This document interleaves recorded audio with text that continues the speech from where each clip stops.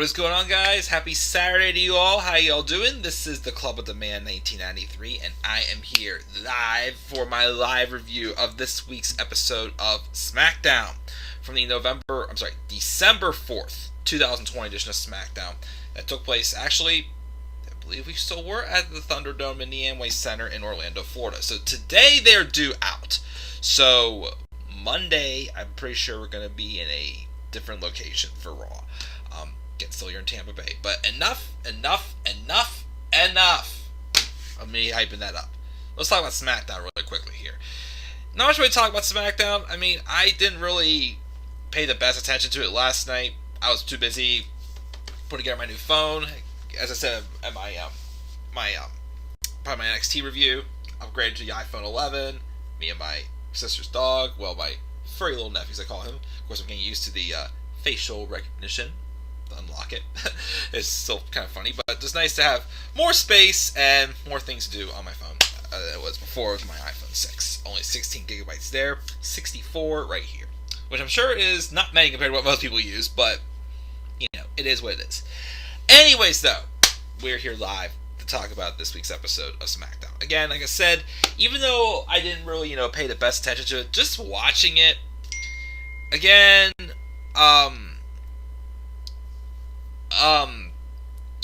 just watching it though, it's kind of a typical SmackDown episode.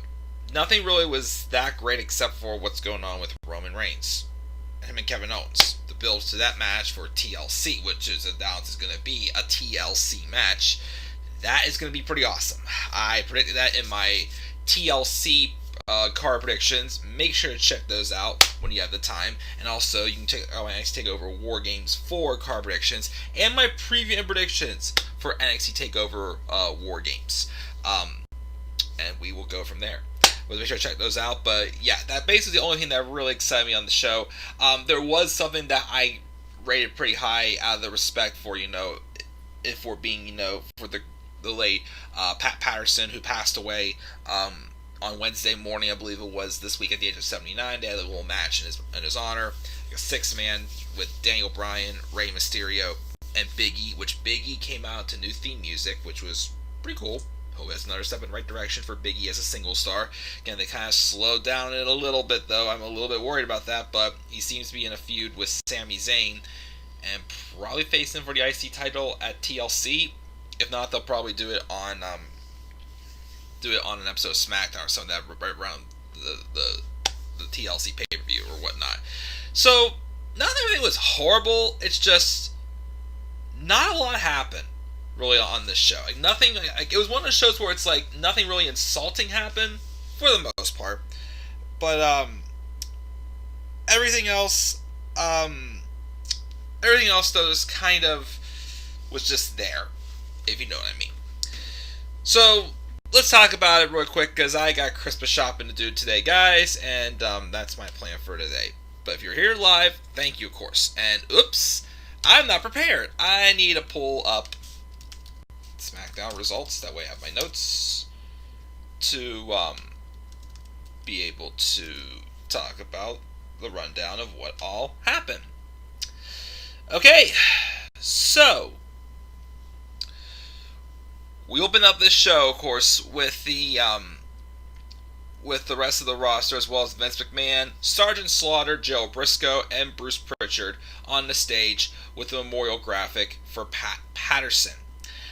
We get a moment of silence and the 10-bell salute, and then we have like a tribute video and even the entrance video also as well throughout the night. So we got that set up, and then we start off with the Tribal Chief himself, Roman Reigns, comes out with Paul Heyman and his cousin, Jey Uso. He takes an issue with how he was introduced, and then Heyman shows how to do it right. We got a recap of what Kevin Owens has been doing, basically saying he's not afraid of Roman Reigns, and just saying he wants a piece of him and whatnot. Just having that more aggressive, babyface Kevin Owens, which that Kevin Owens interests me much more than when they try to, soften him up and whatnot, if you know what I mean. Then Roman then mocks Kayla Braxton for the stupid questions she was asking. He says he's not a manipulator, he's a protector. And he runs the poor woman down for asking, stupid questions in his honor. He then gets Heyman on her, and he unloads a boat of facts about SmackDown ratings. Now Jey Uso has driven the show on her. And then Kevin Owens came out. He says he made it pretty clear that he doesn't fear Roman, so he doesn't see the point in waiting for later tonight, as the main event is going to be a tag match. Owens and Otis versus Roman and Jey. He wants to cut to the chase. He wants a match with the big dog. Jey gets in his face and accepts, but Owens says he wasn't talking to the busboy. He was talking to the head of the table. The busboy called him that. He wants a match with Roman at TLC. Not just any match. He wants a TLC match to actually settle this like men. Which Heyman yanks the microphone away from Jey before Jey can, try to agree to anything else. Owens says they could also just do it right now, but then Owens says he trained his cousin well because they don't back down to any man. That means when Jey said they accept, they accept. And he's lucky because if he was the man he used to be, he'd whoop his ass right now. But does he look like a savage? Nah, he's a gentleman and there's a lady in the ring, so grow up. Obviously, just Roman, again, just playing the mind games, working the system. Again, just thriving in this role where it's like he thinks he runs the show around here. This is really his yard. And, if this was what they were doing with him when he was saying, this is my yard now, even when he was feuding with The Undertaker, make him the heel, oh my goodness, imagine how much more intriguing that feud would have been. I'm just saying, it was... Oh man, when they try to make it babyface on babyface, passing the torch, it just did not work. But, this way, clicking on more cylinders, of course, we keep saying. A great opening segment, of course, again, just having Kevin Owens just come out, just wanting to whoop some ass, as a babyface, just more badass. Basically how he was when they first started building for his first match with him and Shane McMahon last year for SummerSlam. That's the Kevin Owens I want to see, not this one moment he's like hardcore. People are going to be complaining, yeah, he's like Stone Cold Steve Austin, and then they just soften him up, and he's, again, just keep him like this. Keep him like this, and we're good. That's what I want to see. So, great opening promo. Of course, we will have the main event later on. It's a tag match with Roman and Jey versus Owens and Otis. Double O's. There's Big O's. The Big O's. Owens and Otis. Big O. I loved it when they called him Big O when he was briefly, an honorary member of the New Day last year. So that was a good way. So Roman and Jey leave, but Otis calls for his music to get cut and tells Roman that he'll grow up when the big dog grows some balls, because he might say he's a gentleman, but he's just a bitch. Savage. Backstage, we see Jey Uso fired up and apologize. Jennifer Otis stepping again, but Roman puts his hand on his shoulder and says, no. There's consequences for everything you do, but I still love you. Yeah, you're gonna get your ass whooped later, Jey. So then Bianca Belair was on commentary next for a match between Bayley and Natalya. So they're still hyping up a match with Bayley and Bianca Belair, which should be good, right? Well, why did you make Bayley tap out to Natalya like she was a jobber? I mean, I get they're trying to play the story of here, Bianca Belair getting to, Bayley, in an actual match. We're also getting to her mentally as well, playing the mind games. But Bayley losing to Natalya by tap out wasn't really the best idea, I thought. That kind of made Bayley kind of look pretty weak, I thought. Wasn't a fan of that. We get, the memorial package and then the entourage media tributes to Pat Patterson. And then we get all those. And then we have, we get ready for this next match, a 6-man Pat Patterson memorial match. It was Daniel Bryan, Rey Mysterio, and Big E, again, who had his new music and once again has his dust in his hands and his chalk and entrance back that he had before the New Day happened. And they took on the team of Dolph Ziggler, Sami Zayn, and Shinsuke Nakamura. Match was fun for what it was, to dedicate the memory of Pat Patterson. Definitely. I thought these teams worked pretty well together. And then Zayn went to a vertical drop brainbuster, but not enough on a small package.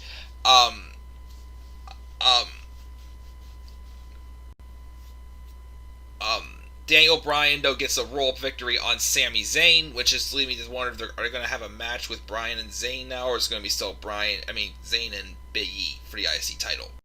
One of the two is happening. Of course, I still think Bryan's going to be winning the IC title if he did face Sami Zayn, so he better off go with Big E, even though I'd much rather see Daniel Bryan and Sami Zayn have another chance on pay-per-view, because I'm still not happy with how they booked that match at WrestleMania.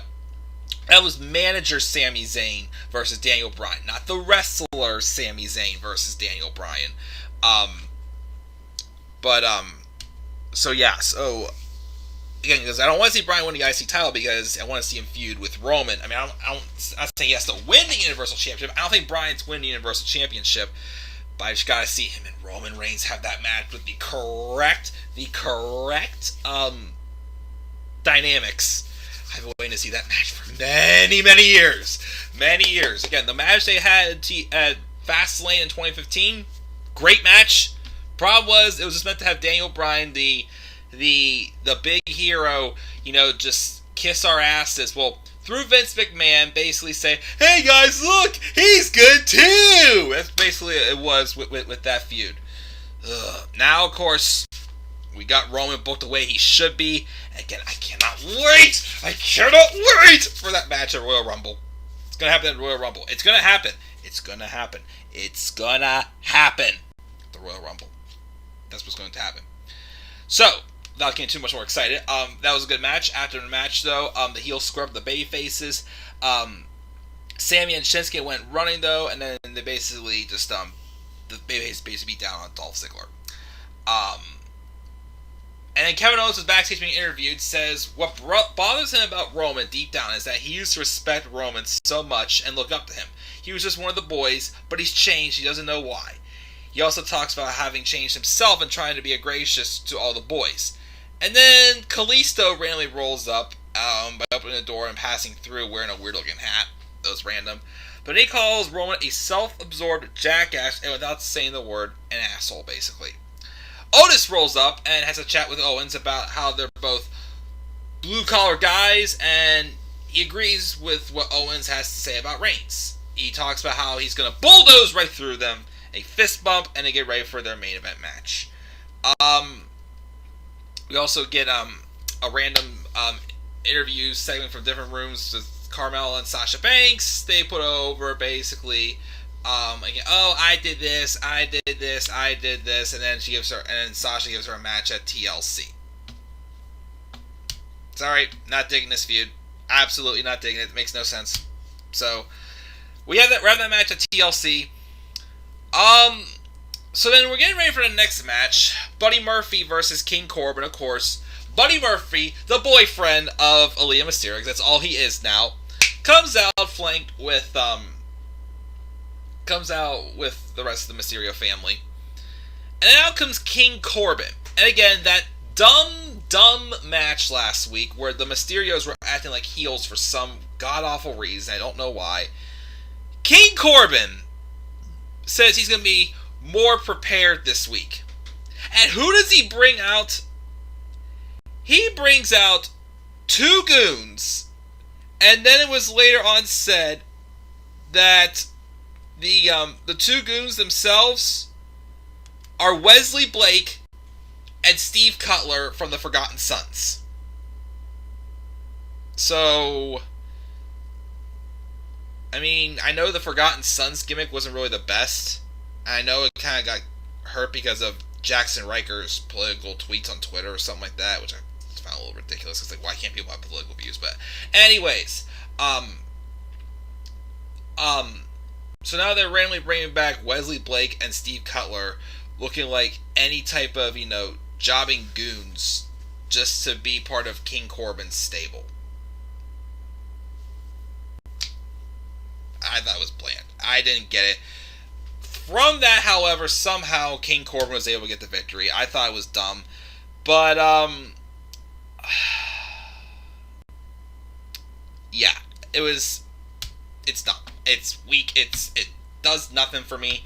Doesn't do anything for the Forgotten Sons. I actually was fine with their booking when they first came up to the main roster earlier this year. But then, now they look like jokes again. They look like, the Forgotten Sons, like I said, the gimmick wasn't the best. I'll say that. It was not the best. It was something. It was something that they tried. It just wasn't. It wasn't setting the most world on fire, but it was fine. It was just a fine gimmick. This, though, looks stupid. I don't know what the heck they're supposed to do in here with this, but this looks absolutely stupid. I wonder if Deonna Purrazzo also likes her man Steve Cutler without a beard also. Who knows? Anyways, so, yeah, that was bland. Corbin wins with the end of days. And then Street Profits get a promo where they hype up the nice main event, but then Robert Roode erupts him and talks trash about deserving a title shot, and also Cesaro gets involved too. I don't know why. It was weird. Then we have the main event. Roman Reigns and Jey Uso versus Kevin Owens and Otis. Well, they still haven't listed as Otis Dozovic on cage side seats. So Owens and Otis come out, and then Jey Uso makes his entrance, seeming a little, just waiting for Roman to also make his entrance, but Roman does not. He's like, I'll get there. He doesn't come out though. So the match starts off, it's basically, for the most part, just a 2-on-1 handicap match with Jey Uso versus Kevin Owens and Otis. And obviously Roman just saying, I'll come out whenever I want to, I'll do whatever I want. But basically, he's trying to get into the head of Jey Uso, and he just confuse the heck out of Jey Uso. It's like, what the heck do I have to do to please my cousin? That he's been, that he's freaking loved the man for how many years? So Roman basically, you can tell for storyline purposes, is basically making Jey, do his bidding for him. Roman doesn't feel like doing it. He wants to just, be at the head of the table and just say, you all flank my crew, and you all my crew, just go out there and just kick ass for me, basically. I kind of wish they kind of would have done something a little bit more like this with Seth Rollins. When him and, had, like, his disciples there.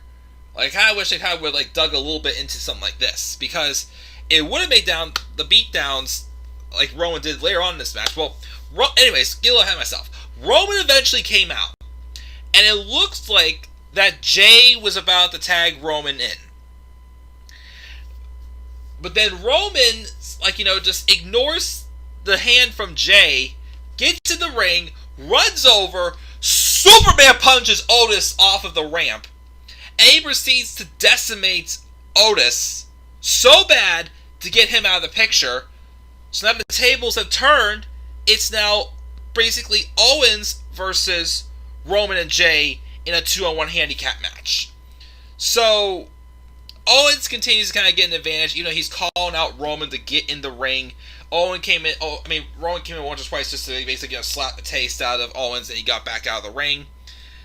But then, when obviously Roman was trying to get Jey to finish off the work for him, and Jey wasn't succeeding, Roman gets in. He was not the legal man, and just locks in the guillotine on Kevin Owens for disqualification. Now, first you think, okay, that's just stupid. Why are they just doing another disqualification? Like, no. I actually liked how they did this again. Playing that story along where Roman Reigns, is basically having just Jey Uso do his bidding. Having Jey Uso do all of his dirty work, showing that he runs this system, which he plays the role again so good, but when Jey's not succeeding, Roman's getting in there, tearing up shit for him.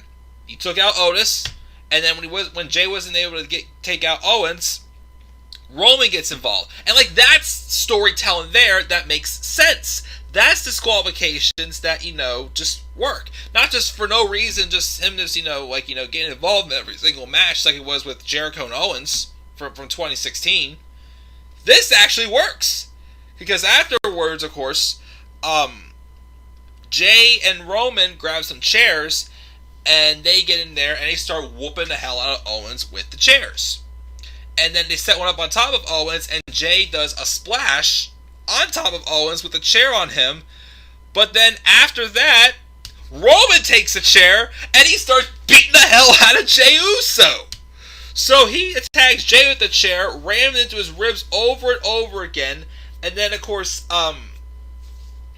and then basically he was just yelling at Jay, saying, "How many times do I have to repeat myself to make him understand, to do this?" To, just to basically, just berate Jey Uso for not doing his job. But of course, Jey Uso keeps thinking that, he's, again, Jey Uso is not being a reluctant babyface. He's a heel. He is a heel. It's just that he doesn't know how to, he's just confused. He doesn't know anymore how to satisfy Roman Reigns. But, he basically starts, whooping the hell out of Jey Uso, obviously giving up to the fact that Jey Uso's no use in this Kevin Owens problem, and Jay's not going to be able to fix this for him. So Roman now is taking matters into his own hands, and he is saying, basically now lays the title on top of Owens and just says, "You want my attention? You got it." And he tells him at TLC he's going to take his manhood, his livelihood, and everything he loves, and he's basically going to destroy him in the TLC match. Which is very excellent. Very, very excellent.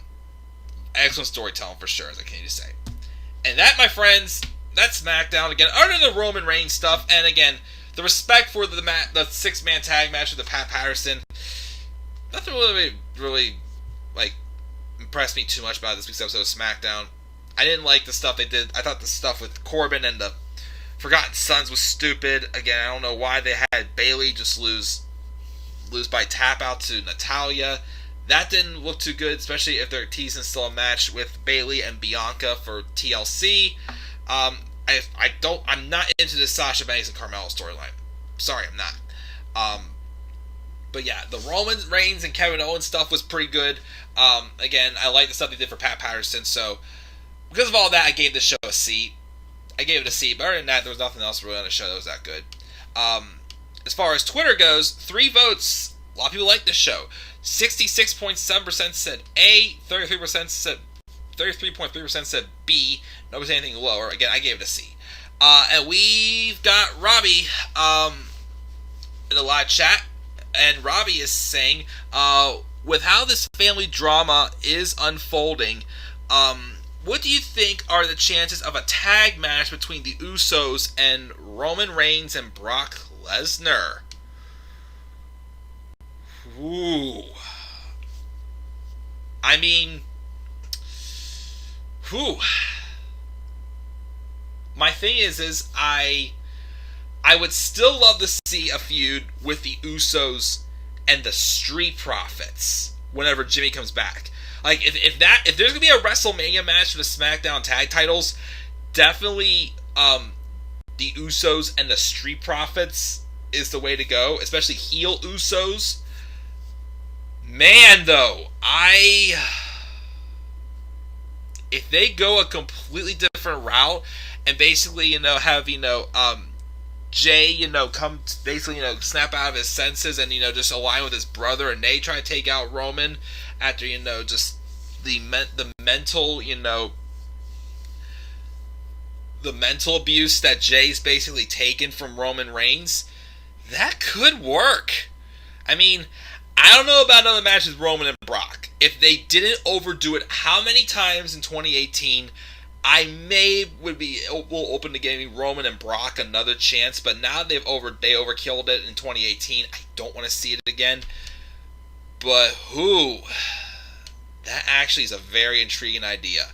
The Usos versus Roman Reigns and Brock Lesnar in a tag team match. Ooh. I like that, Robbie. And as much as I like Carmella, her new gimmick is basically blonde Sasha Banks. Flat out is, or it's just any typical heel gimmick. And the thing is, again, she's already been down that path, so it's like the same story that Big Show tells every time he turns heel, or whatever the heck it is. I still don't have an explanation as to why Big Show joined the bar randomly 2 years ago. I still don't know why Big Show joined the bar. But why should I figure it out? Why should I figure it out? No need to.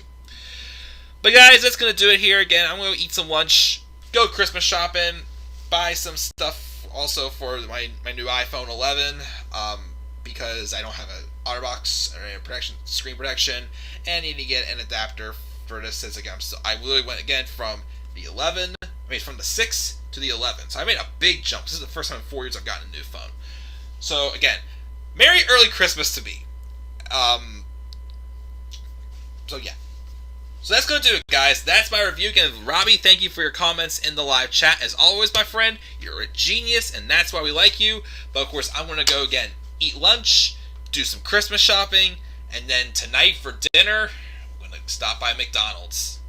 And I'm going to, well, besides these sliver onions, I'm going to buy a juicy, saucy barbecue McRib sandwich with some pickled flavor. I don't know what the hell's going with that, but basically I'm getting a McRib sandwich from McDonald's, so I gotta take full advantage of that while it's here.